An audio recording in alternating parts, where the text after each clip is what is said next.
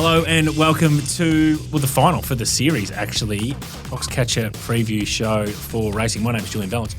Joined in the studio.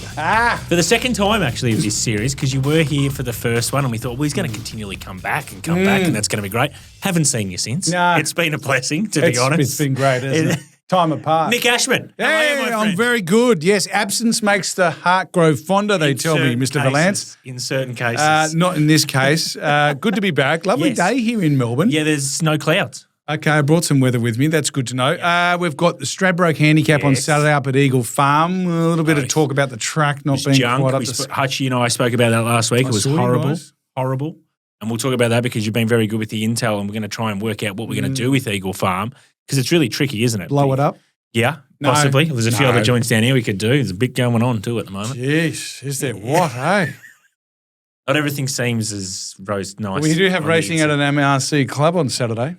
Sandown Hillside. We'll go there, and we also go to Rosehill, which was about to be sold, but then wasn't sold. So there's a bit happening in all those places right now. Never a dull moment in racing. Let's get into the track intel. Right. Rosehill, my friend, it's out 3 metres the entire circuit. What are we doing, though, weather-wise? Yeah, weather-wise, we should... Look, we've got clear skies at the moment in Sydney, but there's 1 to 10 mil of rain forecast on Friday, a little bit more rain on Saturday. Okay.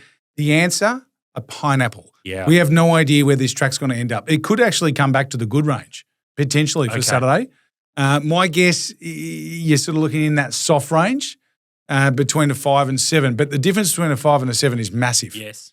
So I'm reluctant to say buyer beware.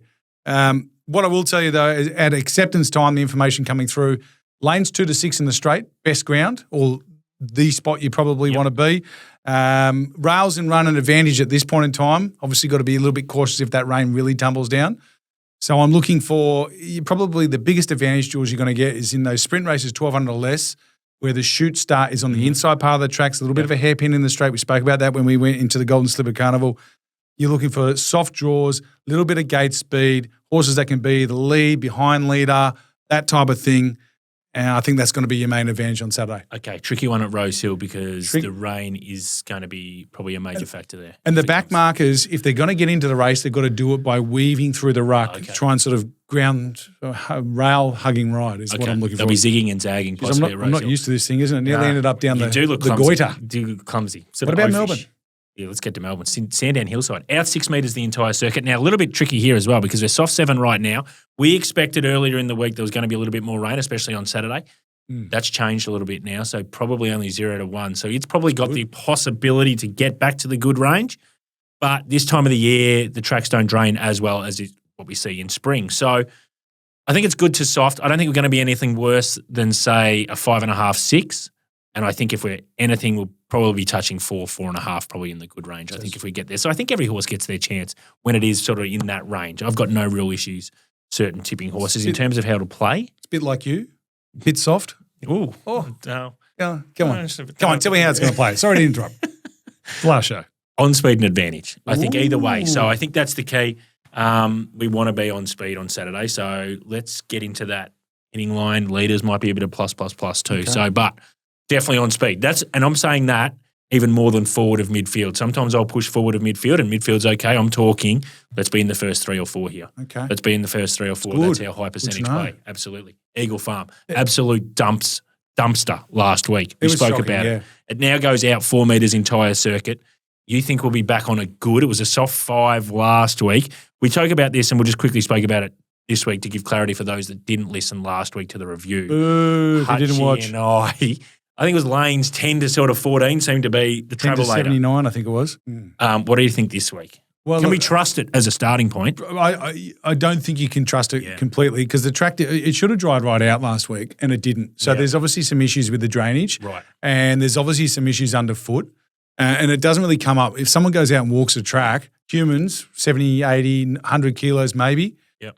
Horses, 500 kilos, a little bit different when you're running on them as well. So we mightn't find out until the day. But at this stage, we've got it here, lanes 3 to 10, place to be. You can come from anywhere. Lanes 3 to 10 back onto the good surface. Okay. So fingers crossed that's what happens. Yeah, and we hope for that because Intel's been great throughout the series. So we want to trust that, but we're just also saying buyer beware, especially Rosehill because of how much rain they might get. Eagle Farm was horrible last week. Let's just be careful of that. Sandown, I think we can be a little bit confident. I think we can sort of predict how it's going to play. That's the track intel this week, punters. Righto, Nico, Group 1 set. There's only 3 Group 1s actually left in the Australian racing calendar because obviously it flicks over August 1 when it's the horses' B day. Yep. So we got Tatstiara in 2 weeks. We've got the 2 on Saturday. JJ Atkins for the 2-year-olds over 1,600 metres in the Stradbroke Handicap, 1,400 metre handicap. Let's start with the 2-year-olds. What did you want to make of this? I'll start off with just saying, usually that lead-up race, I think the Chris Muntz horse won it, which has come out now as favourite for this race. Cool I've just Archie. got Cool Archie, going really well. Can't knock it. Great. Absolutely sensational for connections.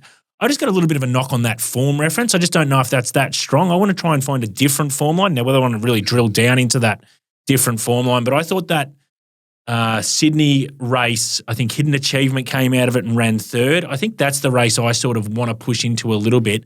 But you've identified maybe another race up from Brisbane that could be also the left field one, which then when you showed me off air, I was like, yeah, you might have found something here, my friend. Yeah, and Hidden Achievement, Zebra Finch comes out of that race. Well, he was the winner. You tipped, which was really good. Yeah, we got the cash that day, and I agree with you. I think that's a good race to follow.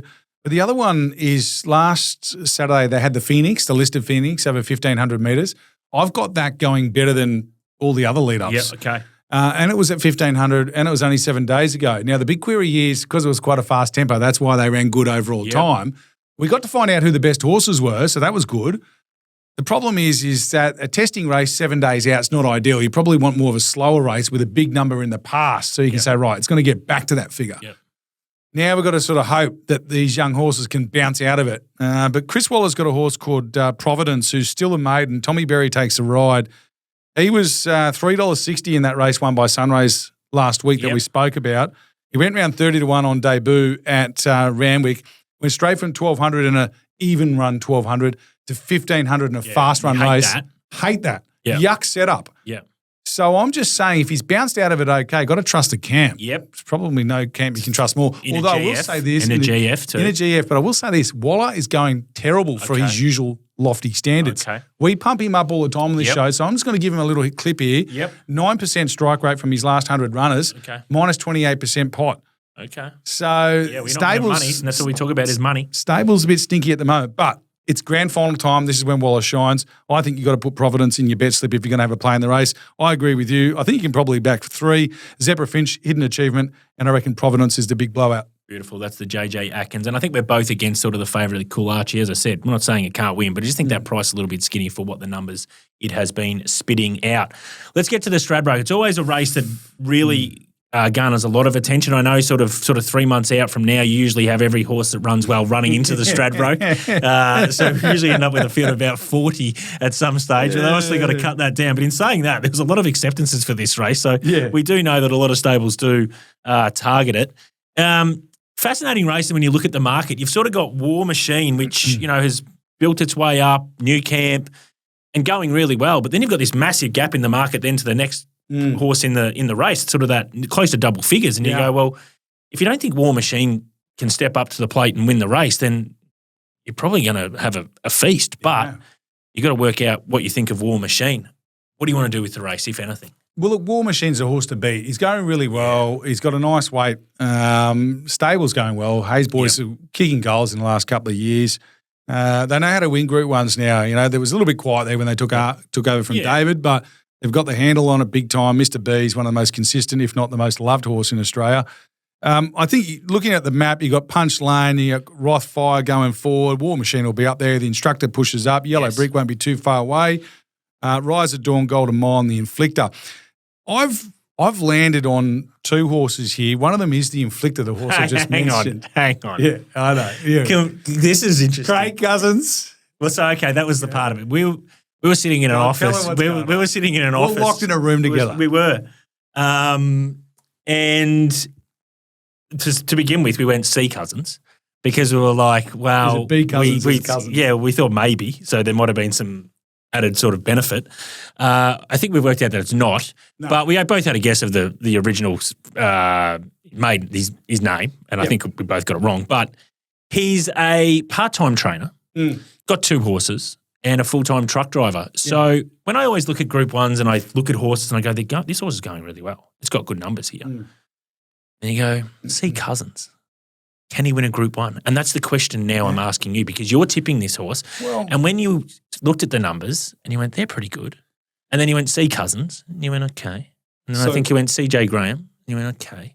And you went, what price did you think you're probably going to get? I thought I was going to get 34s or 41s. And I said to you, I was nudging him going, I reckon I've got one here at a price for us, right?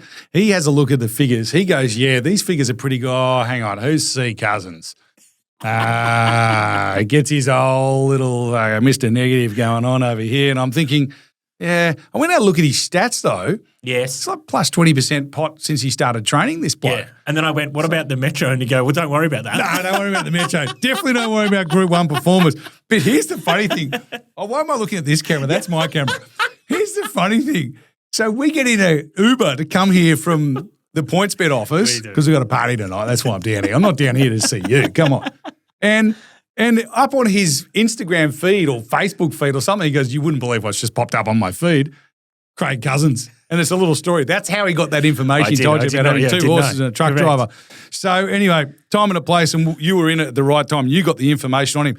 The Inflictor, the fact is he qualified for the race through the Gateway last year, which is that new race they started a couple of years ago to get you in. He's won from 1/4 up, which he's 4th up on Saturday. He's going pretty good. He does lose Nashua Rawiller. CJ Graham's pretty handy rider up that neck of the woods. I get that when the big cream of the crop come to town, you know, it's a little bit different then. But horses for courses, jockeys for horses. I'm happy with the Inflictor. I thought it was one of 2 bets I could have in the race. The other one is Firestorm if she goes there. Now, she's 4 from 5 first up. She's an electric fresh horse. She's got 51 kilos. I backed her in the Doncaster and tipped her on our show for the Donny. She did no good, but she was going well with that preparation. All her figures this campaign say that she's in career best form. And I just feel as though that Waller's probably looking at this going, I don't know what he does on Saturday. Surely they want a Group 1 with her. My thoughts are you either go to the Stradbroke Fresh or the Tats Tiara Fresh. Well, this is the thing, isn't it? This is the question I've got for you is, you think off the let up her best run will be in the Stradbroke, or do you think it's the perfect prep run for the Tats? And that's the question the punters have got to work out. But here's the thing is like normally if you ask that question, I'd be like, well, this is just a prep run for the what's her name? For the Tats. But she's 4 from 5 first up. Yeah. She's 1 from 5 second up. And I'm pretty sure Chris is like, he's methodical. He knows. Yeah. He'll be looking at this going, I've got 1 bullet to fire here to get the best out of her. How am I going to do it? And I just think 51 kilos, Ronnie Stewart, back from overseas to rider, rocking Ronnie. She could unleash down the centre part of the track. So. Is there a little caveat with her as well, though, because she might be in another race? Yeah, well, she's in the Dane Ripper, as I mentioned. So, but the thing is it's not like an all-in market. So you can back it here the 20 bucks. And do you think from a perspective if they don't run in the Stradbroke, if they go to the Dane Ripper, then just say, for example, they scratch Friday. Then do you go, the Tats is the one they want to win? Yeah. And maybe you look at the market for the Tats in terms of their futures. Because I do have a bet for you in the Tats, which we'll talk about later, though. Great. But yes, I agree with you. I think I just want to back her wherever she goes fresh. Okay. That's all I want to do. Okay. So I'm backing her in the Stradbroke. Yep. We'll talk about the Dane Ripper in a moment. All right, very good. What are you doing? No, I think War Machine wins, but I want a better price than what's currently available, kicking around that 310. And to be honest, I haven't marked him much bigger than that. I've got that gap as well, and I love when I've got that gap to that second horse because I think that's good in terms of the win probability. I think it's his opportunity. I think it's the right race for him. It's interesting you talk about the gap. It's something that I've done for years is when you find a standout and when you price them yourself, having that gap between your top selection and your second one is more important than the actual price of the one that you like, that gap. So if you want to back a favourite, I love it when I've got it and then just whatever you want for the rest. Yeah. And it's sort of it's a little bit like that with him, I agree. But I also look at him and I go, his numbers just aren't quite good enough to go, he's 2-1 in a Group 1. They're not roof raising. No. Because you look at it and you go solid, correct. And just building it. And not huge progressions either, but just sort of quick, like good stacked numbers. And he has to improve again to get there. But you think on the min he probably does improve and the way it sets up. But he's not like where you see some ones are going, oh, this horse is just different gravy. Correct. He's just got big numbers. And we and he's see gonna that do it. sometimes in Group 1s. Absolutely. Like obviously Absolutely. Winks, but there's other ones that come through. Absolutely. Particularly in handicaps. And he's not that one this week, but I still think he is the clear-cut horse to be in the race. And those horses we're talking about where you've got that clear margin, they're quite often 240, 250 in a massive field in a Group 1. You're like, it's basically $1.50 chance barring bad luck, which you could get. Yeah. But he's just not that yet. No, so that's why I'm just like, And that's fair. Yeah. That's fair. That's the Group 1 set, punters. All right, Nico, let's get to your New South Wales set. You've got 3 for the punters at Rosehill. As you've said from the start and talked about the track, a little bit buyer beware. So let's just grain of salt with this, but let's go with your 3. Okay, so race 5, Cadetta, was a horse that I wanted to follow, put it in the Black Book on the review show. She resumed with the best last 8, 6, 4 and 2 of the day. It was the best fresh rating of her career first up. So it's telling me that this Friedman-trained filly is probably going to have her best campaign yet. If she does, she's already got the ratings to win this race. So if she's going to elevate more, I think she's one of the better bets of the program. The slight little query is that after the scratching, she probably jumps from barrier 7 in a 14-horse field from the 1100 start. She's probably just a couple more further out than is ideal, but I'm still with her. Race 7, Testator Silence. He had about a 38-week break coming into this preparation. He has had 2 runs. Normally, he'll go straight to the 1300 first up and then get out to 1500. This time, they've resumed over 1,000, I think, and 1,100. 2 very short races for him, too short for him. Now they bump up to the 1,300. I think it's clever. Long break, basically give him, I'm not going to call them barrier trials because people don't like hearing that. But I think they probably wanted to make sure he had the right ground before he got to his preferred trip. He's very good. Third up last preparation was beaten this much in a benchmark 88, and this is a benchmark 78. Yes, he's got a bit of weight, gets a claim. Benny Osmond riding pretty good. Booted home a winner during the week. The last of the set, race 8, the Winter Cup, it's a horrendous race in some respects. So people are going, well, why are you tipping one? Yeah. But touristic. It's going well. Last start win was good over the 2,000 metres in that. I think it was the McKell Cup. Yep. I think the last time he went to 2,400 or 2,350 was the Grafton Cup. He ran second to a horse called Deny Knowledge. Yep. I reckon Deny Knowledge would go around about $1.50 in this field. So I think you've got to have something on him to around that sort of 440, 450 mark. Beautiful. That's a New South Wales set with Nick Ashman. My Victoria set punters. We're going to start obviously not obviously because you don't know what I'm going to do. And to be honest, I don't know what I'm doing either. Race 2, number 5, Terra Lee. It was in our setting fire to it. I think a couple of weeks ago we just said just got way out of its ground. I think from this draw, I wouldn't be surprised if they go forward of midfield, and I think that's going to be the difference here. So let's be with Terra Lee in race 2.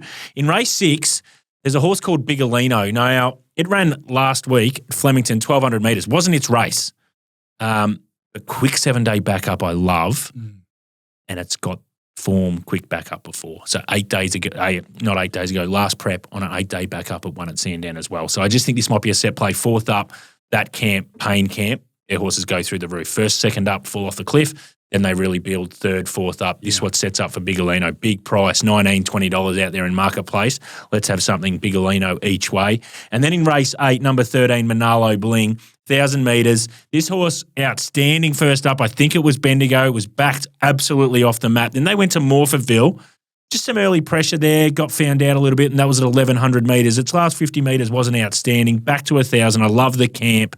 They roll forward 2 kilos under the minimum.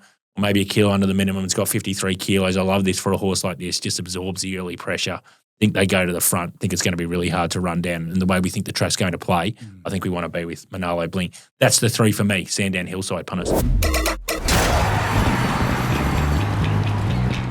Let's get to pin the tail, Nico, and you have hit the front, my friend, with 1 week to go. You lead 8-7, so I have to try and drag it back to make it equal, or you win the series 9-7. Last week was the Queensland Oaks, and the horse was Filia. This is interesting. You were $4.50. I was $4, and I don't know what's going on here, but the PointsBet traders, again, have been real aggressive with these favourites lately. So that's good. I think Betfair SP, $4.60. And what? PointsBet SP, $4.80. So little lesson out there for the punters out there. If you want to bet death maybe on these favourites, I'd be hitting to PointsBet because they seem to be taking a roll over. They were heavily against Pride of Jenny as well 2 weeks ago. They were over the Betfair SP as well. So they had been brave, and I like that. So you got the chocolates there. And on the Betfair SP, does that include the tax that comes out? That's not even part of it. So then it's less than that, obviously, because that's not including. That's just bang. So that's even more of a reason to check it out. So yeah, absolutely. So that was strong there. We're doing War Machine. What are you doing? Well, I've gone $4. Yep. Now I don't know if he will SP that, but I want to make it interesting because I know where you're going. Yeah. So we've got to have a bit of fun here. As all the reasons I stated before, he just doesn't have a massive number to justify being definitely with a 2 in front of his name. He's probably going to start with a 3. And I'm convinced he'll get up above 350 at some point and be in my side of the tennis court. Yeah. It's just, I wouldn't be surprised if there's a late rally for him.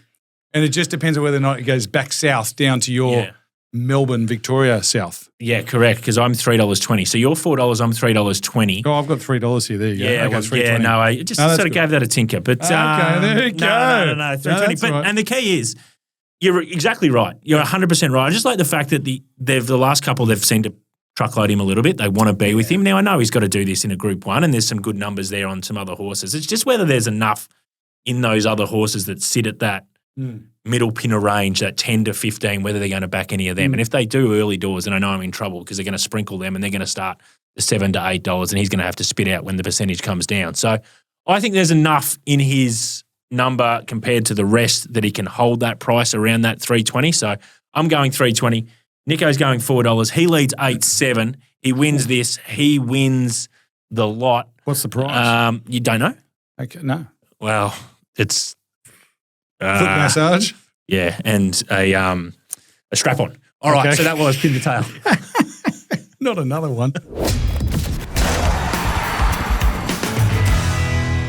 All right, for the last time this year, no, not this year. Don't say this year. It's this series because we've got to come back in August. Daisy, Giga Kick, what are your thoughts there? But give me something to lead the punters into some real positive energy. What do you got for us, my friend? G'day, Jules. For the last time of the season, the declaration is coming in. I tell you what, flat as a biscuit was Giga Kick on the weekend. My goodness, chuck it in the bin. Done, absolutely done with him. Not sure it was the right pick considering the track and how that was meant to be playing, but the winner comes from just in front. So anyway, Giga Kick done, but I'm moving on. We're going to the Winter Cup this weekend, race 8 at Rosehill. A horse that ran a really nice second last start. Hard and fit is what you want coming into this. Second, a sixth, and then a second. And we are talking for the Bear on the Loose. Cut the Bear loose, please. The Bear on the Loose is this week's Daisy's Declaration, the last one for the season before we bring all the good horses back. Bear on the Loose, and we will be saying, pay the people. Okay, mate, there's some high energy there, and we will be hopefully paying the people with Bear on the Loose. And if it can get the job done, then I think the Bear won't be the only thing on the loose. Thanks, pal. All right, we're nearly done here, mate. Let's get to the plays of the day. You're going to kick off first because racebook order, you go first. Righto. I reckon you got to go to the Dane Rippers Stakes on Saturday. Just back Firestorm now. As I said, I'm keen to back her wherever she goes. I reckon they're taking her up to Brisbane for that one big run. So back in the Stratty, back in the Dane Ripper. Beautiful. So you go Firestorm. I go race 8. So probably pretty close in terms of time, I reckon, between these two races. Manalo Bling, think it goes to the front with the apprentice under the minimum this time of the year. We know that's a beautiful high percentage play. So Manalo Bling back to 1,000 metres. That is my play of the day. Mate, you're done. It was great to see you. Beautiful. Now get the hell out and never come back. But you will come. He will come back. He'll come back to August because this was our last show for the series. Back in August. Come back. Yeah, August. Okay. Because you're going to start off. In Sydney starts the first Group 1 of the season. It does, the Wink Stakes. Yes. And the week after, we've got the Memsey, and then we're rolling. Good all horses are back. 1,400 metre Group 1. What happened to 1,400 metre races? I love this. I'm going to get one of these beaten favourite articles now, a bit like the breeding one. There's going to be these a 1,400 metre rant. Yeah, it's going to be a rant, isn't it? But we've got when did 1,400 metres become the flavour of the month? I know, true. There's all futurity. I think they might have changed the futurity. They have. They've done something with that. I'm not sure You've got what the Wink Stakes, the Memsey. You've got the all-aged. Yeah. How many more weight for age Group 1 1,400 metre races do we need to have? Let's just try and get another one on the calendar, punters, and then we'll get him really fired up. We'll see you in August. What are you really gambling with? For free and confidential support, call the number on the screen or visit the website.